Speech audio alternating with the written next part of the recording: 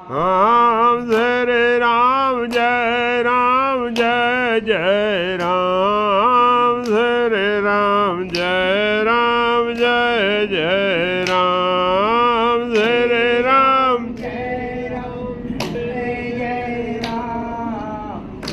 राम जय राम जय राम। बोलो गणेश भगवान की जय, श्री रामचंद्र भगवान की जय, सीता मैया की जय, सियावर रामचंद्र जी की जय, उमापति महादेव की जय, वृंदावन कृष्ण बलदाऊ जी की जय, दत्तात्रेय भगवान की जय, पवन सुत हनुमान की जय, गोस्वामी तुलसीदास जी महाराज की जय।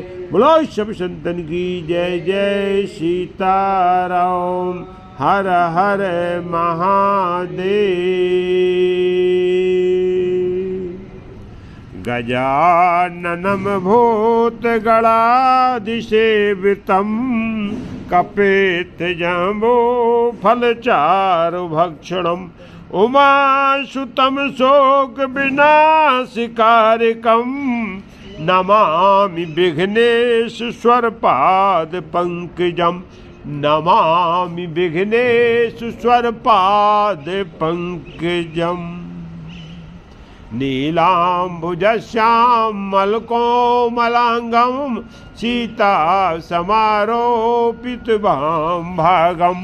पाणौ महशायकचारुचापं, नमामि रामं रघुवंशनाथं, नमामि रामं रघुवंशनाथं, नमामि रामं रघुवंशनाथं।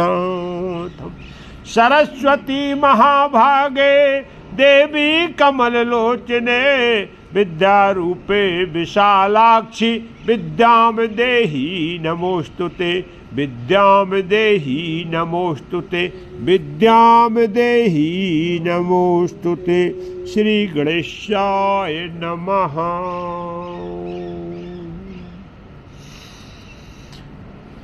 तो कल हम सब भक्तों ने श्री रामचरितमानस की पावन कथा को श्रवण किया। कथा का प्रसंग श्रीलंका कांड में चल रहा है और युद्ध का चौथा दिन प्रारंभ होने जा रहा। रावण ने जब देखा कि मेघनाथ ने लक्ष्मण जी पर वीरघातनी शक्ति का प्रयोग किया, लक्ष्मण जी और वीरघातनी शक्ति से बच गए, तब रावण को चिंता हो गई कि अब कुंभकर्ण के अलावा कोई दूसरा लंका को नहीं बचा सकता है। और रावण ने यहाँ कुंभकर्ण को जगाया। जगने के बाद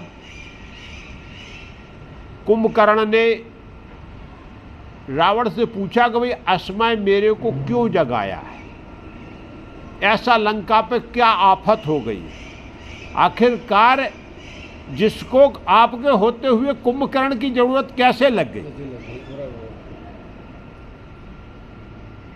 रावण ने पूरा वृत्तांत बताया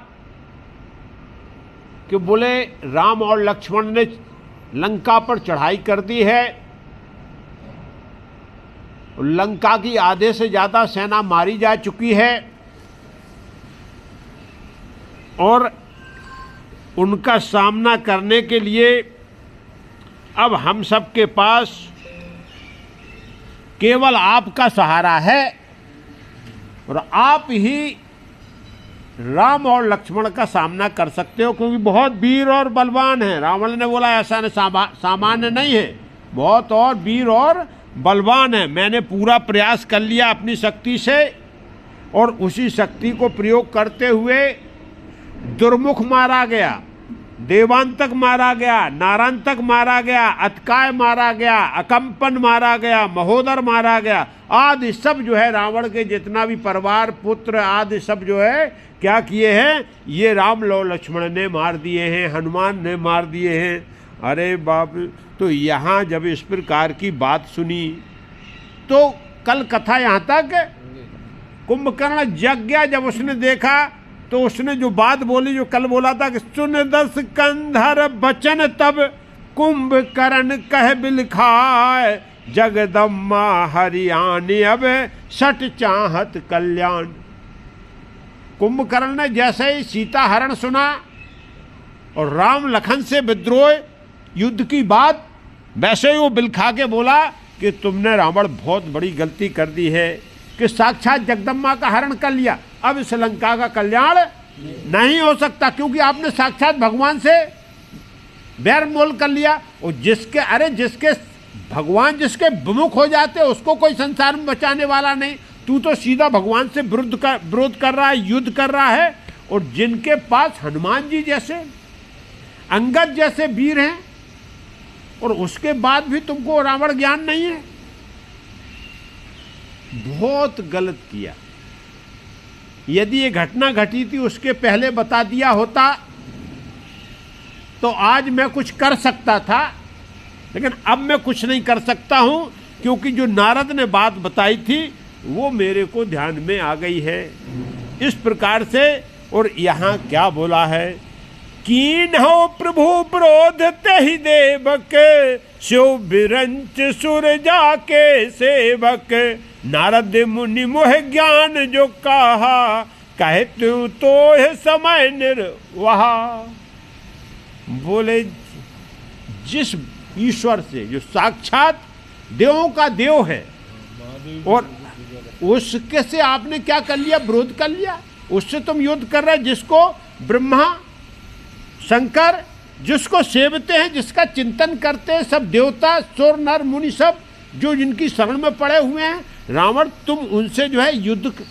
नारद जी ने मेरे को एक बहुत सुंदर ज्ञान की बात कही थी, लेकिन बोले भाई साहब अब वो ज्ञान देने से कोई फायदा, क्योंकि जो बताया था वो पहले जान जाते तो शरणक। अब क्या होता, अब दुश्मनी मोल ले ली है, तो अब उस ज्ञान क्यों समय निकल गया उस ज्ञान का बताने का कि नारद जी ने क्या बताया था, क्या बताया था, यही बताया था, और इसको अब सामने प्रकट हो गया।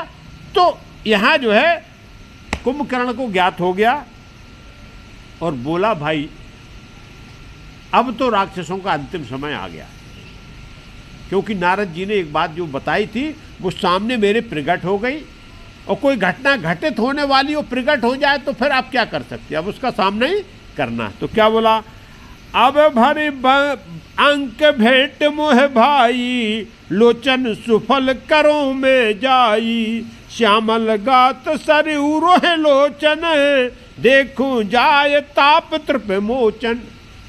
ज्ञान की बात बोला। यहाँ क्या बोल रहा है कुंभकर्ण कि अब भाई अंतिम बार जरा अच्छी तरह भेंट लो।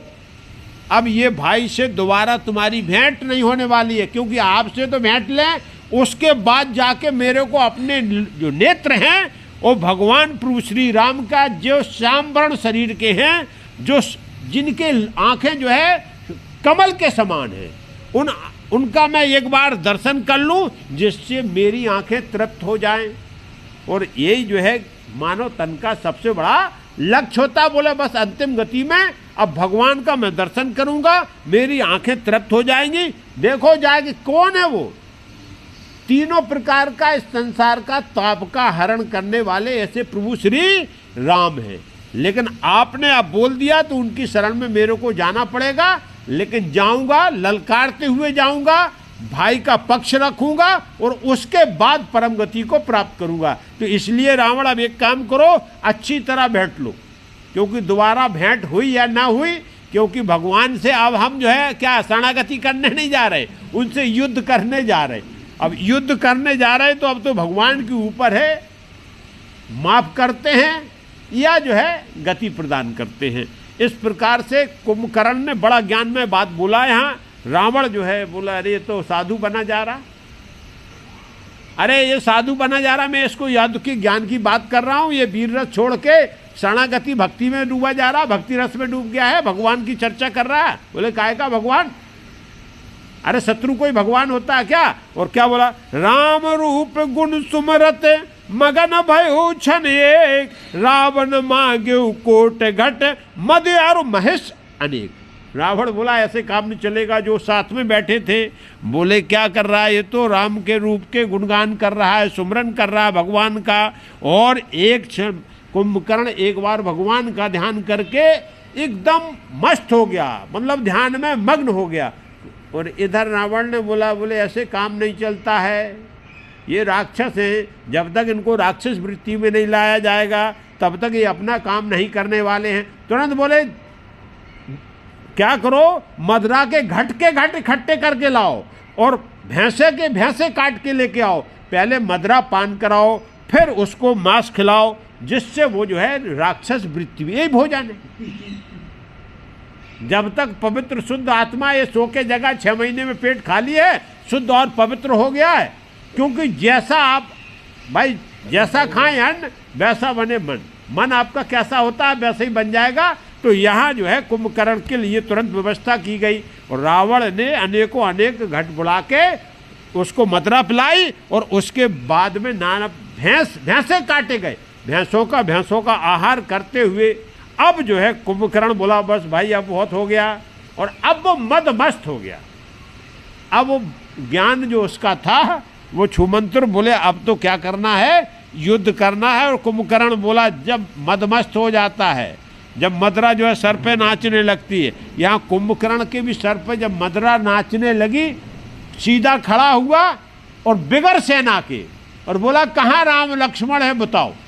सीधा दौड़ पड़ा एकदम, जो है जो सामने आ रहा उसका गोविंदाय नमो नमः, क्योंकि पूरा पहाड़ और पर्वत है विशालकाय, सामने आता पेड़, ये जो पेड़ है ना इनको बराबर करता जाता है पेड़ बहुत हाँ, अरे ताकतवर विशालकाल जैसे पहाड़ चल रहा है तो वो क्या पटेला फेरता जा रहा है, जहाँ से कुंभकर्ण निकल जाए उधर रास्ता साफ हो जाता था। और इधर जो है विभीषण ने देखा, अरे बाप रे बाप, कुंभकर्ण जब गया वो आ रहा है। तो एक बार विभीषण ने प्रभु श्री राम को प्रणाम किया और सीधा आके कुंभकर्ण के जो है दंडवत प्रणाम किया, चरण स्पर्श किया। कुंभकर्ण ने देखा ये मेरा छोटा भाई है, विभीषण आ गए हैं, आशीर्वाद दिया, बोले बहुत बढ़िया है। और यहाँ जो है चरण स्पर्श करके पूरा वृत्तांत सुनाया रावण का। कुंभकर्ण बोले भाई एक बात सुन ले, तू अभी क्रोध में है, गुस्से में है, लेकिन एक रावण का पक्ष एक मेरा पक्ष है। मैंने बहुत समझाया था, जो अभी आप बोल के आ रहा उससे पहले मैंने बहुत समझाया था। वो भाई मैं ऐसे भाई को छोड़ के नहीं आया हूँ, उसने मेरे को लात मार के लंका से बाहर कर दिया, तब मेरे को भगवान की शरण में आना पड़ा है। और पूरा, और इसने अन्याय किया है, सीता जी का हरण किया है, और ये सीता जी को अपनी अर्धांगिनी बनाना चाहता, अपनी नारी बनाना चाहता है, ये रावण की मंशा है।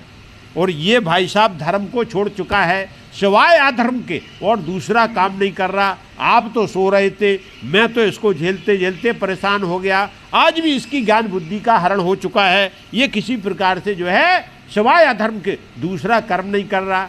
लेकिन अब आए हो और ये भी बता दिया कि मैं तो जो है भगवान की शरण में आ गया। कुंभकर्ण रुका, भाई है, भाई को बोले बहुत बढ़िया बात।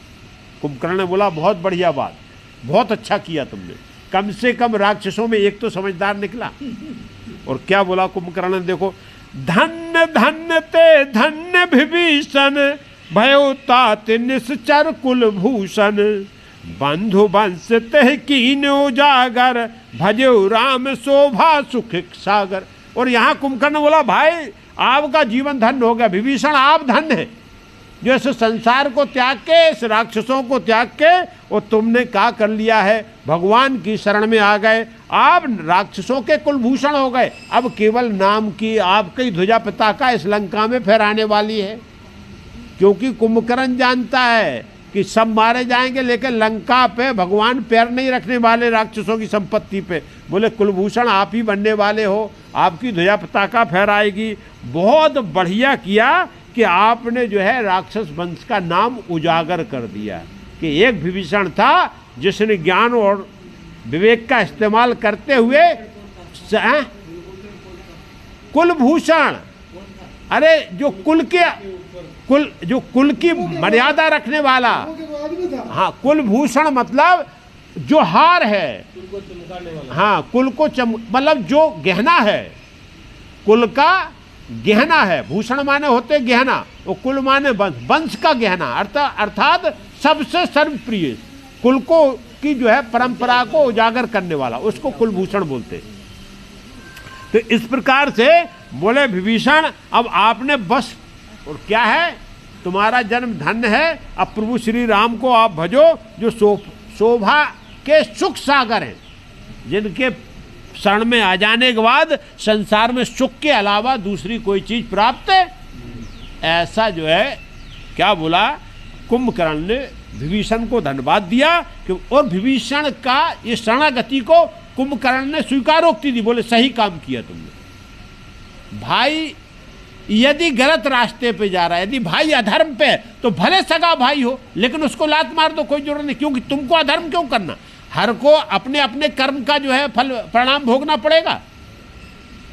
और ऐसा नहीं कि हमारा भाई गलत कर रहा तो हम क्यों गलत करें, क्योंकि उसको भोगना वो हम क्यों भोगे, हम अपना कर्म। तो बोले यहाँ बहुत सुंदर उसने जो है क्या किया, बोले बहुत बढ़िया बात। और क्या बोला है, बचन कर्म मन कपट तज भजो राम रणधीर, जाओ न निज पर सूज मोहे भयो काल बसुबीर। और यहाँ बोले क्या, बोले बहुत अच्छी काम है, ये ज्ञान और दे दिया है कि आप प्रभु श्री राम को क्या है, मन कर्म और वचन से छल कपट को त्याग के विभीषण उनकी शरण में रहो और उनको भजो, इसी में तुम्हारी विजय है, इसी में तुम्हारा भला है। लेकिन मैं तो इस समय क्या हूँ, मदरा पिए हूँ, और इस समय मैं काल के बस हो गया हूँ, क्योंकि अभी तक तुम्हें ज्ञान पहले हो गया जब भगवान ने संकल्प नहीं किया था। अब तो भगवान संकल्प करके प्रकट हो चुके हैं, तो अब तो मैं काल के बस में हूँ और मेरे को अपना पराया दिखाई नहीं दे रहा। विभीषण बोले आप भी मेरे सामने से चले जाओ, क्योंकि मैं क्रोध में हूँ, और इस समय आप भी मेरे सामने, क्योंकि अपना पराया आप मेरे को, मैं बिल्कुल एकदम क्रोध में हूँ, जो मेरे सामने आएगा उसको मैं खत्म कर दूंगा। ऐसा जब बोला, विभीषण ने प्रणाम किया और गए प्रभु श्री राम को बताया। बोले प्रभु कुंभकर्ण अति क्रोध में है और लंका का सबसे बलवान सेनानायक है, और आज कुंभकर्ण का ही नंबर है। वो कुंभकर्ण निकला है तो उसके सामने जो है कोई सेना टिक नहीं सकती है। प्रभु कुछ उपाय करो। पूरा वृत्तांत कुंभकर्ण के बारे में विभीषण ने राम को बताया और बोले मैंने बहुत समझाया, लेकिन वो बोला कि नहीं, आपने शरणागति कर ली अच्छा है, लेकिन मैं शरणागति करने वाला नहीं हूँ, मैं तो काल के बस में हूँ। और गति भगवान के हाथ से गति के लिए वो तो बोला मैं तो बस मर जाऊंगा, लेकिन पीछे हटने वाला। और यहाँ कुंभकर्ण के ऊपर पूरी रीछ बानर सेना सब एकदम टूट पड़ी है। चारों तरफ से कुंभकर्ण के जितने भी सेना नायक थे सब टूट पड़े। कोई वृक्षों का प्रहार कर रहे, कोई पत्थर का प्रहार कर रहे, कोई जिसके हाथ में जो लग रहा है चारों तरफ से को। लेकिन कुंभकर्ण बिल्कुल एकदम निशंक, ना उसके ऊपर वृक्ष काम कर रहे, ना पत्थर बोलते पत्थर लगता, पत्थर फूट जाता, लेकिन उसके शरीर में कोई असर नहीं होता। हनुमान जी यहाँ सामने आए कुंभकर्ण को रोकने के लिए, तो हनुमान जी ने एक मुष्टिका का प्रहार कुंभकर्ण के ऊपर सबसे पहले किया। कुंभकर्ण चक्कर आके जमीन पे गिर पड़ा। केवल एक क्षण मूर्छा आई उसको, और वो खड़ा हुआ, बदल के हनुमान जी के एक मुष्टिका का प्रहार उसने, तो हनुमान जी को चक्कर आ गया और घूम गए हनुमान जी भी। अरे बोले ये तो बहुत वीर और बहुत बलवान, बहुत बलशाली है। हनुमान जी भी थोड़ी देर के लिए सशंकित हो गए कि बोले इसका सामना कर पाना तो बहुत मुश्किल है। अब सब नल है, नील है, अंगद है, गढ़ है, विकटास है, सबने घेर के रखा है, सब प्रहार कर रहे हैं। नल नील को तो उसने क्या कर दिया, जिसको मारता वही बेहोश हो जाता। कोई उसके ऊपर किसी का अस्त्र का असर नहीं हो रहा। और यहाँ जो आगे बढ़ता जा रहा है, जब उसने नल नील अंगद सबको बेहोश किया है तो आगे गोस्वामी तुलसीदास जी बोलते, अंगाद कप मूर्छित कर समेत सुग्रीव, कांख दाब कपिराज कहूँ चला अमित वलसीब। और उसने क्या किया, सबको तो बेहोश किया, हनुमान जी भी मूर्छित हो गए हैं और सुग्रीव को कांख में दबा लिया। बोले ये राजा है, इसको ही लेके जाता हूँ, राम लक्ष्मण को दिखाऊंगा। देखो बोले जिस राजा की दम पे आप इतने गर्ज रहे हो ना, इसी के उस पे आए हो, सुग्रीव को ही लेके। तो कांख में दबाया और सुग्रीव को लेके आगे बढ़ा है। और वानरों में यहाँ क्या हो गई, वानर सेना में भगदड़ हो गई। शंकर जी को याद आ गई कि भगवान की लीला हम और आप भूल न जाएं। पार्वती को तुरंत बोला, सुनो पार्वती, ये सब लीला है, ये मत सोच लेना कि हनुमान जी बेहोश हो सकते हैं या हनुमान जी को कोई मुष्टिका से जो है गिरा सकता है, ऐसी बात नहीं। बोले क्या, बोले उमा करत रघुपत नर लीला, खेल गरुण जिम अहगन मीला, भृगुट भंग जो काल खाई, ताहिक सोए ऐसी ही लड़ाई। भगवान शंकर बोल रहे, देखो पार्वती, ये भगवान की नर लीला है। और जैसी पटकथा लिखी गई है, जिसको जो अदाकारी दी गई है, भगवान हनुमान जी का भी रोल दिया गया उसमें, तो उस हिसाब से अदाकारी कर रहे हैं सब लोग। लेकिन भगवान ठीक ऐसे खेल कर रहे जैसे सर्पों के बीच में गरुड़ और सांपों को खिला रहे हो, जब चाहेंगे तब उसको क्या कर जाएंगे, निगल जाएंगे। इसलिए कुंभकर्ण की वीरता का सम्मान करते, वीर है वो। तो भगवान जो है उसको जादुई शक्ति से नहीं, मैदानी शक्ति से उसका, क्योंकि वीर का वीरता बनी रहे, इसलिए भगवान के भृकुटी विलास से, केवल भृकुटी टेढ़े होने से काल को जो खाने वाले हैं उनको इस प्रकार की लड़ाई शोभा देती है क्या? लेकिन नहीं, भगवान की ये नर लीला है, इसके लिए सब जायज है। तो यहाँ भगवान शंकर ने तुरंत जो है पार्वती जी को बताया, बोले ऐसा कुछ नहीं है, ये केवल भगवान की लीला से ये सब कुंभकर्ण अपना जो है क्या पौरुष दिखा रहा। और हम और आप क्या, संसार में कोई भी जीव, आध्यात्मिक विषय ये है, सोने की बात नहीं है। आध्यात्मिक विषय ये है कि यहाँ ये कह रहा है, चाहे कुंभकर्ण हो चाहे रावण हो, भगवान की शक्ति से ही वो शक्तिमान है और भगवान की शक्ति से ही वो शक्ति दिखा रहे। एक सेकंड लगेगा, फ्यूज ऑफ, बत्ती गुल। तो ये भगवान की शक्ति से ही शक्तिमान है, ये संसार भी भगवान की शक्ति से शक्तिमान है और हम भी भगवान की शक्ति से ही शक्तिमान है। बस केवल ये खेल भगवान का एक लीला रूप है। इसलिए यहाँ जो है इस प्रकार भगवान शंकर ने पार्वती जी को बताया। और क्या बोले, जग पावन कीरत विस्तार है, गाय गाय भव निध नर तरही, मूर्छा गई मरतु सुत जागा, सुग्रीव वह तब खोजन लागा। और यहाँ का भगवान शंकर बोल रहा है, देखो पार्वती जी, ये जग को पावन करने वाली भगवान की कीर्ति है। ये युद्ध हो रहा है जो हम और आप कथा सुन रहे हैं, ये सब जो कथा का जो विस्तार है वो केवल भगवान ने इसलिए बनाया, इसलिए लीला की कि सब लोग उसको गाएंगे, सुनेंगे, श्रवण करेंगे और इस भावनिधि से बिगर जो है परेशानी के, बिगर किसी उसके पार हो जाएंगे। ये हम और आपको क्या किया है, मानव तन में इस प्रकार का श्रवण करके, भगवान की कथा भागवत लीला का श्रवण करके तो इस भवसागर में पार हो जाए। इसलिए भगवान लीला करते, इसीलिए इस प्रकार का भगवान की लीला प्रकट होती है। तो बोले इसलिए ये भगवान लीला कर रहे हैं। लेकिन यहाँ हनुमान जी की मूर्छा गई और उन्होंने देखा हमारे राजा सुग्रीव कहाँ हैं, सुग्रीव को खोज रहे हैं। अब सुग्रीव को तो क्या किया है, कुंभकर्ण ने कांख में दबाया और लेके चल दिया है। कुंभकर्ण को ने सुग्रीव को क्या किया, कांख में दबाया और वो चल दिया। इधर हनुमान जी देख रहा है कि सुग्रीव तो हमारे साथ थे, ये अंगद तो सब बेहोश पड़े हुए, लेकिन सुग्रीव गायब है। हाँ, तो बोले अब हनुमान जी इधर तलाश रहे हैं, तब तक सुग्रीव को कांख में ही जो है होश आ गया। सुग्रीव बोले यदि मैंने हरकत किया तो ये कांख में ही दबा देगा, तो इसलिए बड़ा एकदम मृतक शरीर बने। और देखो सुग्रीव ने क्या किया, सुग्रीव की मूर्छा बीती, निमुख गए होते ही मृतक प्रतीति, काटिस दसन नाश का काना, और गरज आकाश चले होते जाना। और सुग्रीव ने क्या किया, बिल्कुल जैसे मर गए हों, तो कुंभकर्ण ने भी सोचा कि इसका राम नाम सत्य हो गया कांख में, और सीधे कांख से क्या खिसक गए, और खिसकने के बाद मूर्छा जग चुकी थी, जीवन थे, और सुग्रीव ने पीछे ही से उस पर वार किया और मौका पाके उसका नाक कान सब काट के खा के फेंक दिया। अब उसको कुंभकर्ण को नाक कान विहीन कर दिया। किसने किया? ये सुग्रीव ने कर दिया। अब तो बहुत भयंकर और खिसिया गया उसके, और सुग्रीव उटक के आकाश के लिए सीधा भाग लिए, बोले इसके नजदीक पकड़ में नहीं आना।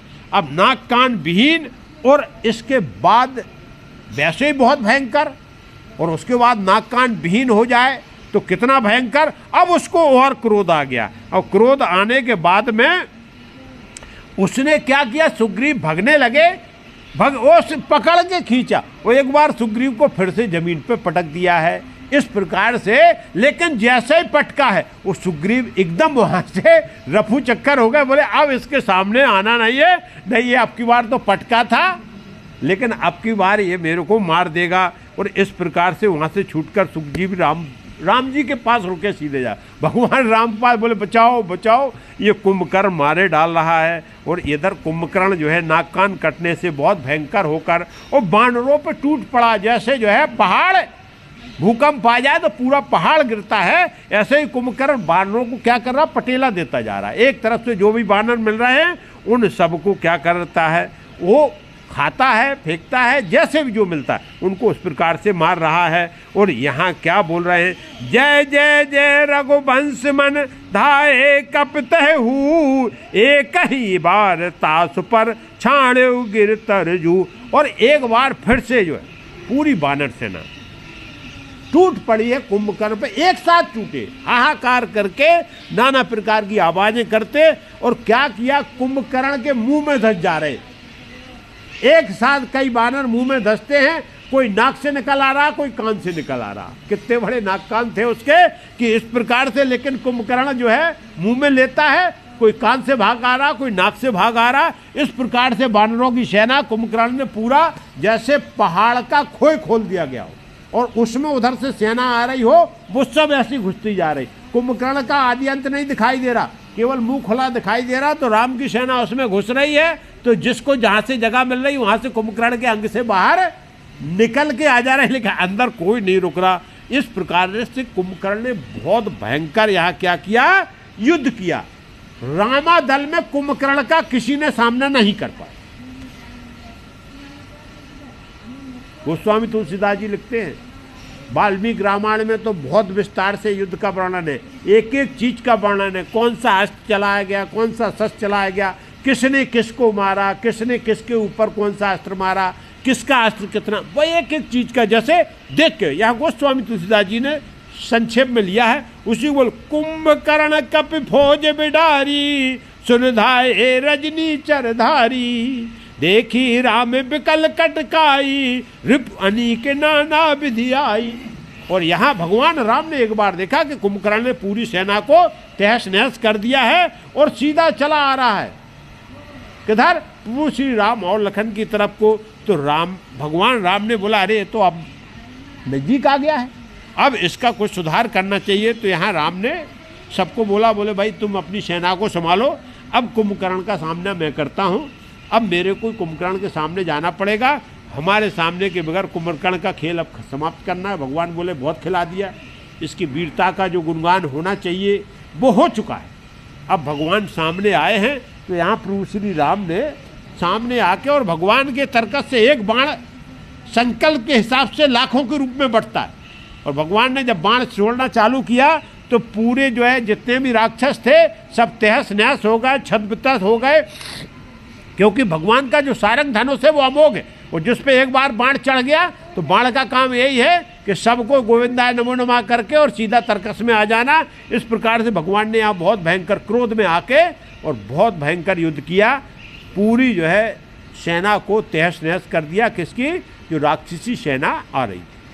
अब कुंभकर्ण सामने आता है, क्षण महु प्रभु के सकह के काटे, विकट पिशाच मून रघुबीर निशंक वहु, फिर से सब नाराज। और यहाँ क्या भगवान ने जितने भी छद्मचत किए थे, जितने भी बाण छोड़े थे, जितने भी वो सब क्या करते, एक बार राक्षसों को पूरे को काट पीट करके और उसके बाद फिर से क्या हो जाते, निसंग में फिर से आ जाते, तर्कस में फिर से जमा हो जाते। ये भगवान के बाणों की सबसे बड़ी विशेषता थी। तो यहाँ कुंभकर्ण का पर जब इतना बड़ा आघात हुआ तो एक बार राक्षसी सेना भाग गई है और कुंभकर्ण को भगवान राम ने बुरी तरीके से घायल कर दिया। लेकिन कुंभकर्ण घायल होने के बाद में भी आगे बढ़ता जा रहा, रुक नहीं रहा। वो बाणों का प्रभाव हो रहा है, शरीर छतबछत हो गया है, लेकिन कुंभकर्ण क्रोधित होके और जो आता सामने और उसी को दबा देता, उसी को मार देता। एक साथ राम ने क्या किया जो है, अब देखा कि कुंभकर्ण ने एक बहुत बड़ा पहाड़ उठा लिया और वो जो है चलाने वाला था। भगवान राम ने तीक्ष्ण बाण छोड़ा और उसकी बाईं भुजा को काट दिया। एक भुजा का रह गया, फिर भी उसका पत्थर गिरा नहीं, तो भगवान ने फिर दाहिनी भुजा काट दी। अब कुंभकर्ण बिगैर भुजाओं के लेकिन जो है राम की तरफ ऐसे ही दौड़ रहा। तो प्रभु श्री राम ने क्या किया है, अनेकों अनेक बाण एक साथ छोड़े और कुंभकर्ण का पूरा मुंह जो है बाणों से भर दिया। जैसे जो बाण तर्कस में रहते हैं, ऐसे वो बाण कुंभकर्ण के मुंह में दिखाई दे रहे। और भगवान ने जब कुंभकर्ण का बाण, लेकिन उसके बाद में भी वो रुका नहीं है, वो धरती पे गिरा नहीं है, वो सीधा क्या आगे बढ़ता जा रहा है और कपि सेना को बिल्कुल कुचलते जा रहा, मारते जा रहा। भगवान जो है बोले अब तो इसको क्या करना पड़ेगा, बिगर भुजा का कुंभकर्ण, और प्रभु राम पर टूट पड़ा। क्या कर चिघार घोरियत धावा बदन पसार, गगन सिद्ध सुर त्रासते हा हा हेति पुकार। और बस यहाँ जब कुंभकर्ण भगवान राम पर पूरे बदन को एकदम पूरी शक्ति के साथ में लंबा करते हुए भगवान पे टूटा है, तो देवता लोग, सिद्ध लोग आकाश में युद्ध देख रहे थे कुंभकर्ण और राम का। हाहाकार मच गई, देवता भयभीत हो गए कि प्रभु ये क्या कर रहे हो, कहीं वो भगवान राम कोई ना निकल जाए। अरे भाई वो कोई सामान्य सा है, पहाड़ है, भगवान उसके सामने वो एक पहाड़ है, विशालकाय है। तो यहाँ देवताओं में त्राहिमाम मच गई, हे प्रभु ये लीला क्या कर रहे हो। इस प्रकार से आकाशवाणी हुई है। यहाँ देवता और सिद्ध सब जो है चिल्लाने लगे और भयभीत हो गए। प्रभु ने देखा कि अब हमारे देवता भयभीत हैं। भगवान भक्त और देव को कभी भयभीत नहीं दे सकते हैं, क्योंकि भगवान का यही आशीर्वाद है कि हमारे भक्त, हमारे देवता हर समय अभय रहें। तो अभय करने के लिए भगवान ने क्या, सभय देव करुणा निधि जानो, श्रवण प्रजंद सरासर तानो, और विषक निकार निश्चर मुख मार्यो, तदप महाबल भूम न पार्यो। और यहाँ भगवान ने देखा कि सभी अभी तो देवता भयभीत हो गए हैं, तो करुणानिधान है, तुरंत उन्होंने बाण को खींचा है और इतना जो है कि पूरा कुंभकर्ण का क्या किया, गोस्वामी तुलसीदास जी है, पूरा मुख भर दिया। और कुंभकर्ण का मुख बिल्कुल ऐसे लग रहा है जैसे वो क्या तर्कस में पूरे बाण भरे हुए हैं। लेकिन कुंभकर्ण इतना बलशाली है कि वो भूमि पे फिर भी नहीं गिरा, पूरे शरीर उसका बाणों से विदीर्ण हो चुका है, पूरे शरीर में बाण लगे हुए हैं, मुख पूरा जो है कुंभकर्ण का बाणों से भरा हुआ है, लेकिन उसके बाद में भी कुंभकर्ण आगे बढ़ रहा है। हाँ, अब भगवान ने देखा कि भाई अब तो इसका गोविंदाय नमो नमः करना पड़ेगा। सरह भरा मुख सन्मुख धावा, काल त्रोण सजीव जनुआवा, तब प्रभु को तीव्र सर लीना, और धरते भिन्नता सुसिर कीना। अब भगवान ने देखा कि भाई अरे बहुत बलवान है, बहुत वीर है, इसके बाद में भी नहीं रुक रहा है, तो भगवान ने सीधा जो है अब बहुत तीक्ष्ण बाण को लिया और कुंभकर्ण पर एक ही बार उस बाण को चला दिया है, जो साक्षात काल है। और उसने कुंभकर्ण के धड़ से सर को अलग कर दिया। और यहाँ जो है भगवान का बाण लगा है और उसका सर क्या हो गया है, अलग हो गया, और अलग होकर सीधा वो सर बाण साथ में लेके गया और रावण की सभा में जाके गिरा दिया, रावण के सामने। अरे क्या हुआ? सो सिर पर्यो दसानन आगे, बिकल भयो जिम फनि मिन तागे, धरन धसय धर धाओ प्रचंडा, तब प्रभु काट कीन दोई खंडा।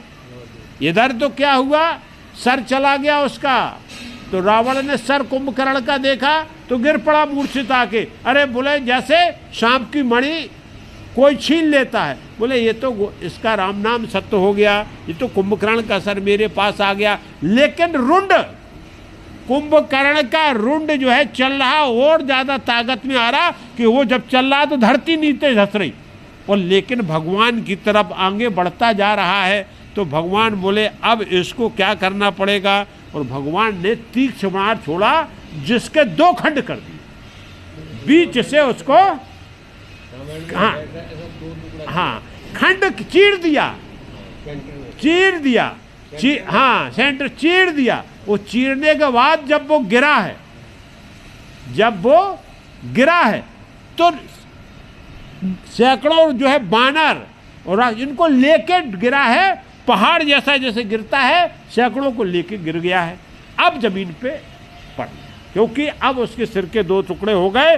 परे भूमि जिम नबते भूदर, हेट दाब कपि भालु निशाचर, तासु तेज प्रभु बदन समाना, सुर मुनि सब है अचंभ है माना। और यहाँ हुआ क्या अद्भुत चमत्कार हुआ, वो गिरा तो गिरने के बाद राक्षस हो, बानर हो, भालू हो, सब उसके नीचे दब गए। दबने के बाद लेकिन जो उसके अंदर से जो अंतरात्मा, जब जीव का प्राणांत होता है तो जो आत्मा एक तेज के रूप में जो बाहर निकलती है, वो भगवान प्रभु श्री राम के मुख में प्रवेश कर गई। ये जब देवताओं ने, मुनियों ने जो इस युद्ध को देख रहे थे, प्रत्यक्षदर्शी थी, उन्होंने देख के और बड़ा अचंभा माना कि ये क्या हुआ चमत्कार। आखिरकार इसको भगवान ने गति दे दी। ये तो जो है भगवान से इतना भयंकर युद्ध कर रहा था, लेकिन उसके बाद भी भगवान ने क्या कर दी, उसको गति दी और वो भगवान के धाम को चला गया। इस प्रकार से भगवान को बोलो सियावर रामचंद्र की जय। यहाँ कुंभकर्ण का जो है भगवान ने उद्धार किया। उद्धार करने के बाद में देवताओं ने तुरंत जो है धुंध भी बजा दी, विजय की धुंध भी। चारों तरफ जय जयकार भगवान राम की, लक्ष्मण की और हनुमान जी की जय जयकार होने लगी। सब देवता जो आ गए, और यहाँ पर जब विजय घोष हो गया तो रावण की सभा में शोक छा गया। इधर शाम हो गई।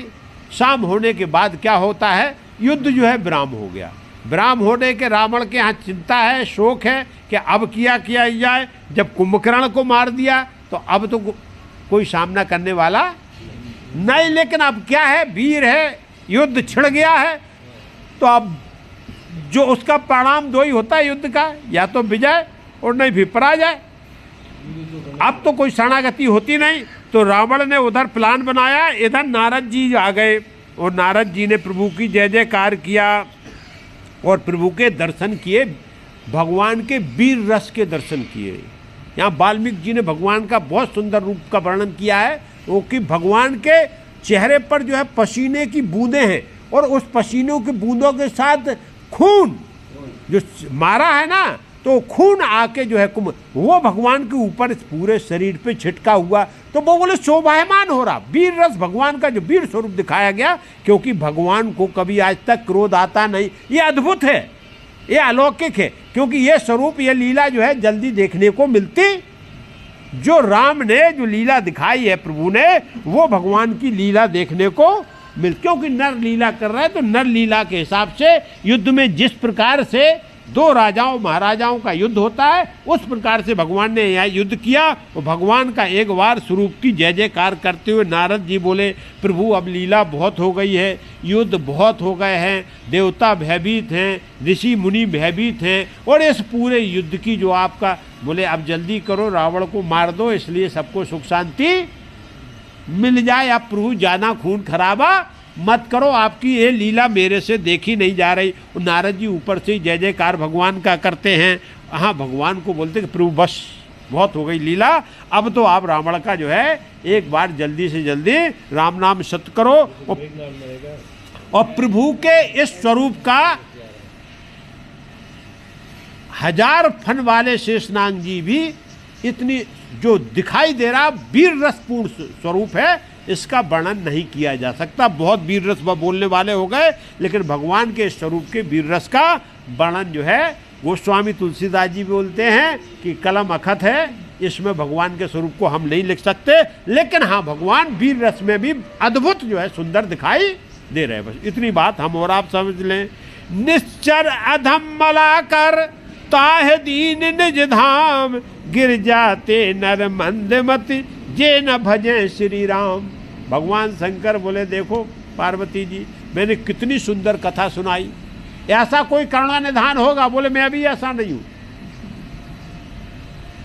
कि जो कुंभकर्ण था कितना पापी, क्योंकि पाप का साथ दे रहा, अधर्म का साथ दे रहा, भगवान से इतना भयंकर युद्ध किया, लेकिन उसको भी भगवान ने क्या कर दिया? आपने अभी देखा कि उसकी जो है अंतरात्मा, उसकी ज्योति भगवान के मुंह में आकर भगवान ने उसको अपने धाम भेज दिया।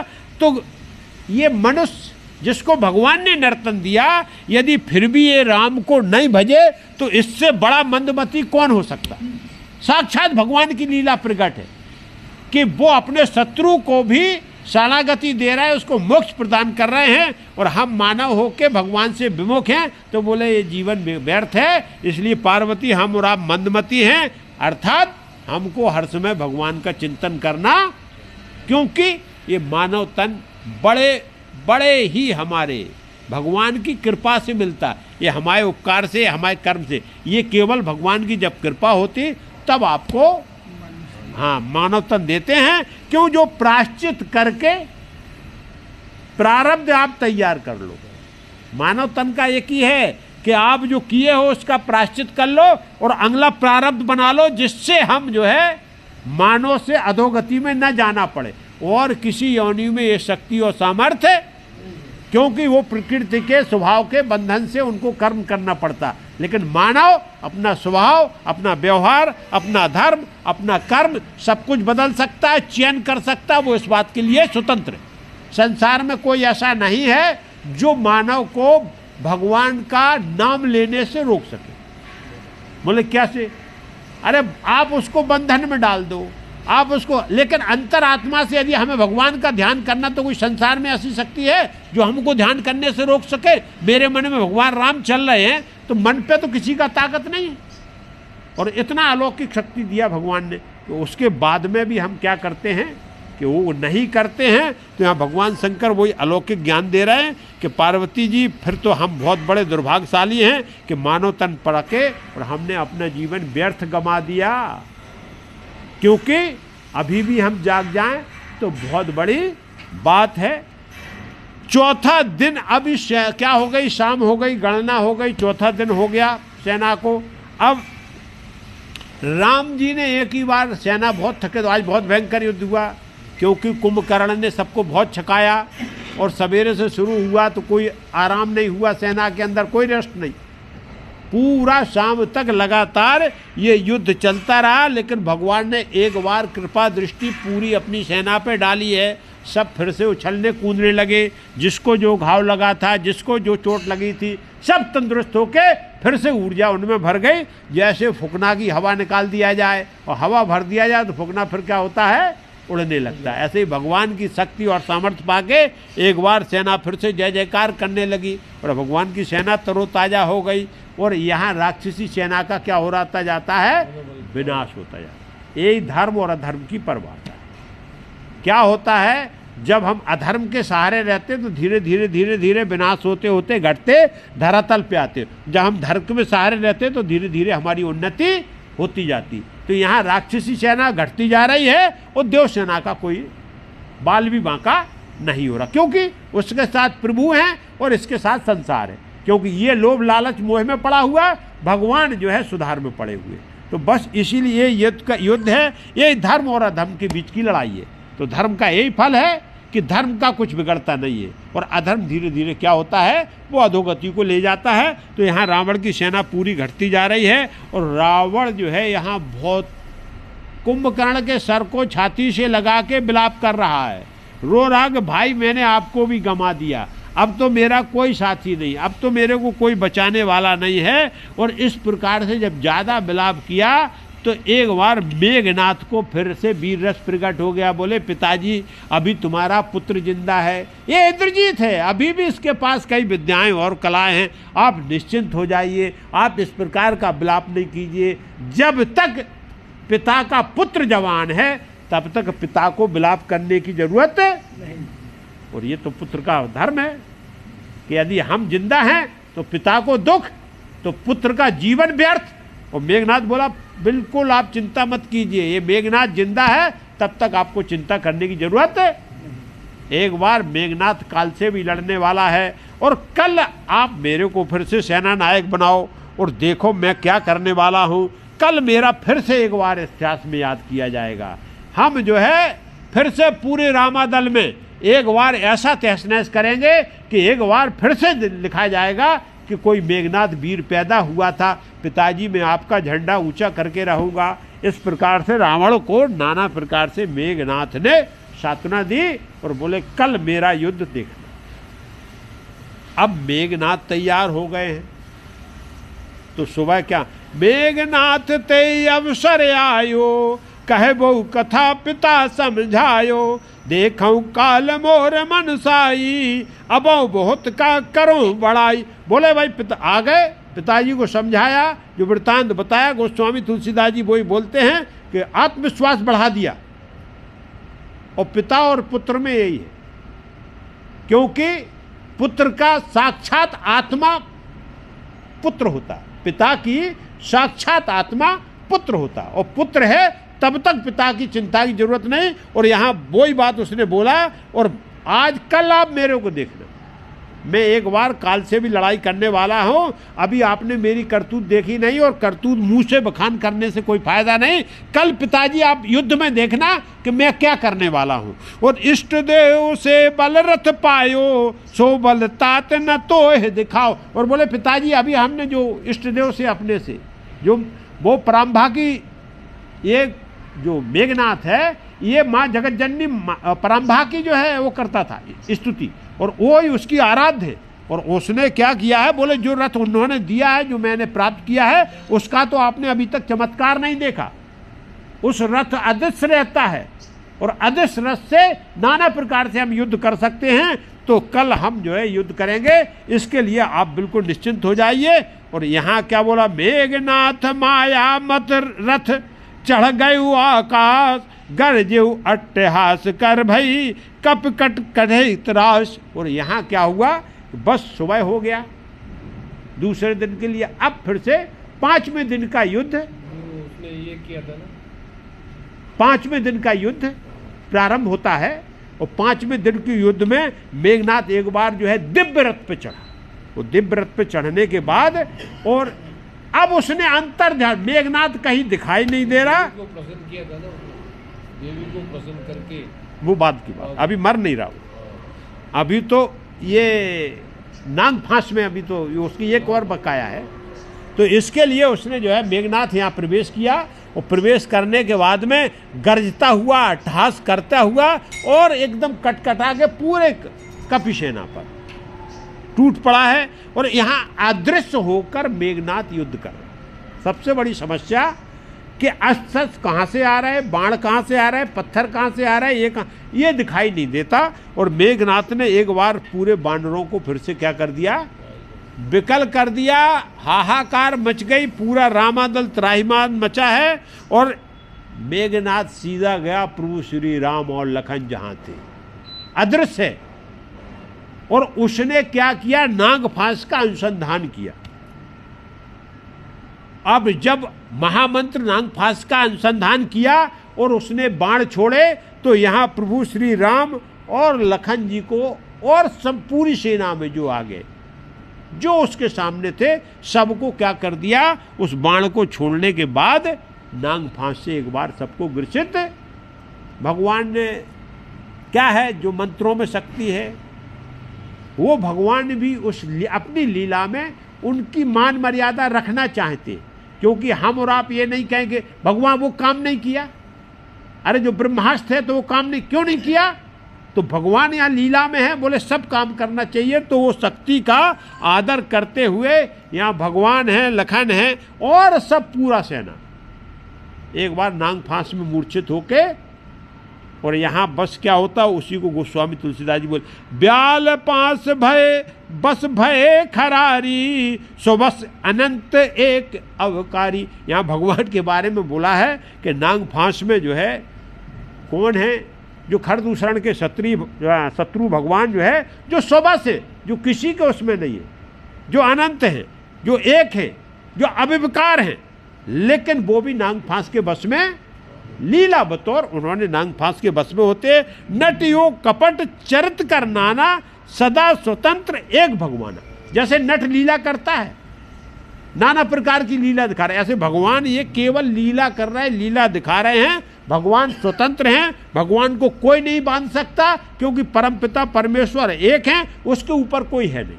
इसके लिए भगवान को ये मत सोच लेना कि नांग फांस में मेघनाथ ने भगवान को बांध लिया था, ये भगवान की हाँ। रन शोभा लग प्रभु बंधायो, नांग फांस दे भय पायो। यहाँ क्या हो गया, युद्ध की शोभा बढ़ाने के लिए, क्योंकि भाई जो शक्तियाँ हैं, जो मारक हैं, जो अस्त्र शस्त्र हैं, वो भी भगवान के द्वारा प्रकट किए गए, तो उनका जो है मान मर्दन ना हो, इसके लिए भगवान क्या हुआ, उस युद्ध में, उस युद्ध की शोभा बढ़ाने के लिए नांग फांस में बंधे हैं, और देवताओं में भय व्याप्त हो गए। ऊपर से दिख रहा है, बोले भगवान राम लक्ष्मण सब ये तो बेहोश हो गए, और इनको तो सबों ने, नांग ने क्या करके रखा है अपने जहर से। ये माया के नांग है, माया के नांग में ही सब जो है बेहोश है, और हम और आप भी ये माया के नांग में ही सब बेहोश है, इस संसार में घूम रहे हैं। ये भी एक लीला है, क्योंकि ये बिल्कुल माया है, इसका कुछ नहीं होने वाला। अब इसके लिए यहाँ लेकिन देवता जब भयभीत हुए तो भगवान शंकर ने फिर याद दिलाइए, क्योंकि बोले ऐसा मत मान लेना, गिरजा जा सुनाम जप मुन काटे भव फांस, सो की बंदतर आबहि व्यापक विश्व निवास। अरे भगवान, अरे हे पार्वती जरा ध्यान देना, क्योंकि बड़े जल्दी संशय होता है।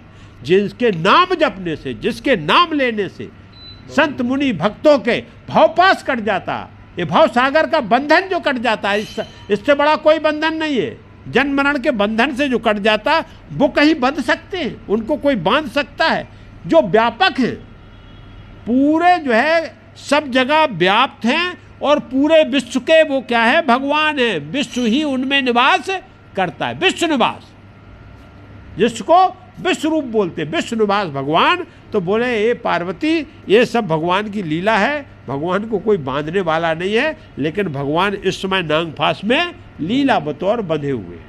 अब क्या बोला, चरित राम के सगुन भवानी, तर्क न जाहे बुद्धि बल बानी। और बोले ये पार्वती जी, भगवान का जो चरित्र है ये बड़ा ही तार्किक है, ये बुद्धि से और दिमाग से समझने वाली बात नहीं है। वो तुम बुद्धि लगाओगे, अरे यार बोले एक हो गया, बोले नहीं, या मान लेना है, अंदर इसको मान लेना। बुद्धि और विवेक इसमें काम नहीं करती, इसमें शरणागति काम करती है, भक्ति काम करती है, कि हमको जानने की जरूरत नहीं है, हमको मानने की जरूरत है।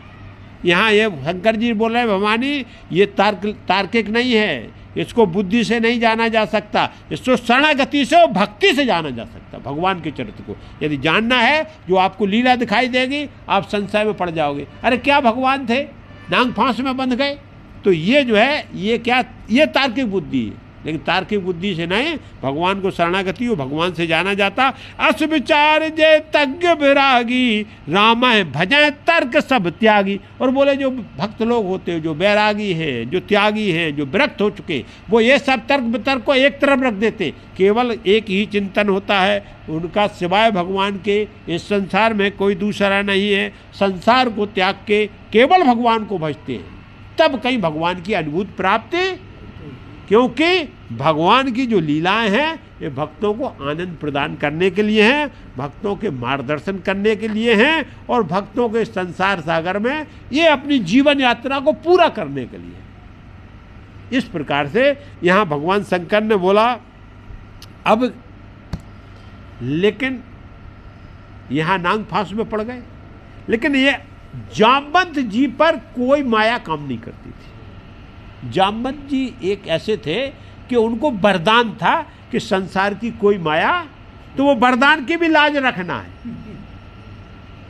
तो जामवंत जी पे कोई माया ने काम नहीं किया। जामवंत जी तुरंत आए और मेघनाथ के सामने आ गए और मेघनाथ को ललकारा है, बोले तू माया दिखा रहा है। उस मेघनाथ की माया को काट दिया। यहाँ जामवंत जी के सामने मेघनाथ आए, बोले सुनो बूढ़े दादा हो तुमको बुढ़ापा देख के अभी तक मैंने मारा नहीं तुम्हें हम पहले ही मार देते, लेकिन बार बार मैं तुमको छोड़ रहा हूँ। मैं अंगद हनुमान इनको सबको खोज रहा हूँ, तुम्हारी ज़रूरत नहीं, तुम मेरे सामने से जाए। बोले क्या बोलता, मैं बूढ़ा हूँ।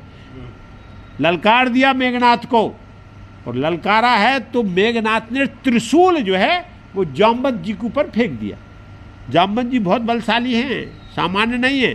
त्रिशूल आया तो जामवंत जी ने उस त्रिशूल को अपने हाथ में पकड़ के और लौट के मेघनाथ पर मार दिया, लौट के मार दिया। मेघनाथ मूर्छित हुआ, लेकिन जामवंत जी ने कई बार उसको घुमाया आकाश में, कई बार धरती पे पटका, लेकिन उसके प्राण नहीं निकल रहे, क्योंकि उसकी मृत्यु जामवंत जी के हाथ से नहीं लिखा है। कई बार पृथ्वी पटकने के बाद जब जामवंत जी को गुस्सा आ गया तो वैसे ही पैर पकड़ के सीधा उसको लंका में फेंक दिया। शाम हो गई, मेघनाथ लंका में जाके गिरा, रावण के सामने वहाँ पहुँचा है, उधर सभादल में गिरा। और इधर क्या हो गए, नारद जी ने भयभीत थे, नारद जी तो युद्ध देख ही रहे थे। अब नारद भक्त का काम क्या है, तुरंत हाल क्या गरुड़देव को पुकारा है। बोले गरुड़ भगवान तुम्हारी जरूरत है। इस समय भगवान जो है क्या है, नांग फांस में बंध गए। तो अब नांग फांस, गरुड़ की भी परीक्षा होना ना कि भक्त कहाँ काम आता है। तो गरुड़ जो है तुरंत आए, देखा। एक बार तो गरुड़ जी ने नहीं, गरुड़ जी को सीधा नारद जी ने पुकारा है। सब पे माया लगी, कोई नहीं गया कहीं, केवल जो है नारद जी ऊपर से देख रहे थे। नारद जी ने जो है गरुड़ का यहाँ आवाहन किया, गरुड़ जी प्रकट हुए, और प्रकट होने के बाद में गरुड़ ने देखा, अरे तो पहले तो उन्होंने भाई वैद्य का काम है उपचार करना, तो सब जो है माया रूपी जितने भी सर्पदस्त थे सबको तुरंत अपने उससे शक्ति से यहाँ गरुड़ जी ने जो सर्पों से मुक्त किया, और सब एक बार ऐसे उठ गए जैसे सो रहे थे। भगवान राम और लक्ष्मण भी उठे यहाँ, लेकिन गरुड़ जी को संशय हो गया कि ये लीला जरूर बता रहा है। नारद जी ने बोला भगवान, ये भगवान नहीं हो सकते, ये ब्रह्म नहीं हो सकते। वो कथा आगे जो है आ चुकी है, वो कथा को, क्योंकि या उत्तरकांड में अपन बोलेंगे कि यहाँ इस विषय से कि मैं भगवान को मुक्त कर रहा हूँ नांग फांस में। जो बात अभी शंकर जी ने बोला ना कि संसार में कोई आदमी नहीं जो भगवान को बांध ले, वो लेकिन यहाँ मुक्त तो जरूर किया, लेकिन यहाँ गरुड़ जी को संशय हो गया, जिसके कारण ही उनको फिर बाद में काकभुसुंडी से जाके राम कथा को सुनना पड़ा। ये उत्तरकांड में आएगा। तो यहाँ क्या बोला, खगपत सब धर खाए, माया नांग बरूत, माया विगत भय सब हर से बानर जूत। और यहाँ पूरी माया मेघनाथ की खत्म हो गई, सब एकदम जो है तरोताज़ा होके खड़े हो गए। यहाँ भगवान राम जो है अंदर अंदर प्रसन्न हो रहे हैं कि चलो कम से कम क्या है, हर चीज़ का मान सम्मान होना चाहिए। जो शक्तियाँ बनाई गई हैं उनको हम अपनी ताकत और सामर्थ्य, भगवान का यही कहना कि सृष्टि के विरुद्ध नहीं जाना चाहिए, सृष्टि के विरुद्ध जो है नहीं जाना चाहिए। हमारी लीला भी सृष्टि के विरुद्ध, इसीलिए उनको मर्यादा पुरुषोत्तम राम कहा गया है। तो यहाँ नाग फांस से सब मुक्त हुए, और जैसे ही मुक्त हुए वैसे ही सब राक्षसी सेना पे टूट पड़े और एक बार पूरी सेना को खदेड़ दिया, क्योंकि अब राक्षसी बचे थे। जामवंत जी ने मेघनाथ को तो बेहोश हालत में सीधा लंका भेज दिया था, तो यहाँ पूरी सेना भाग गई। और ये 5वें दिन का युद्ध क्या हुआ, अब शाम हो गई तो रुक गया। अब मेघनाथ को क्या हुआ है, होश आया, बड़ा शर्मिंदा हुआ, क्योंकि रावण की सभा में बेहोश पड़ा है, अकेला जो है। बोले मैं यहाँ कैसे, सब उसको ध्यान आया, सारथी ने बताया, बोले जो है जामवंत जी ने आपको यहाँ फेंका है। बोला अरे, तो यहाँ मेघनाथ ने एक बहुत सुंदर, हाँ ठीक है, कथा को अभी यहीं विराम करते हैं। कल जो है मेघनाथ एक बहुत तपोवन वाला अपवित्र यज्ञ का अनुसंधान करेगा, जिससे असीमित शक्तियाँ प्राप्त करेगा, वो फिर से एक बार बोला कि हम फिर से भगवान से लड़ेंगे, चाहे कुछ भी हो जाए, जब तक जीवंत हैं तब तक हम छोड़ नहीं सकते। तो एक कल कथा को आगे अपन लेंगे, आज कथा को यहीं विराम करते हैं। बोलो सियावर रामचंद्र जी की जय, उमापति महादेव की जय, पवन सुत हनुमान की जय, बोलो सब संतन की जय। जय सीताराम।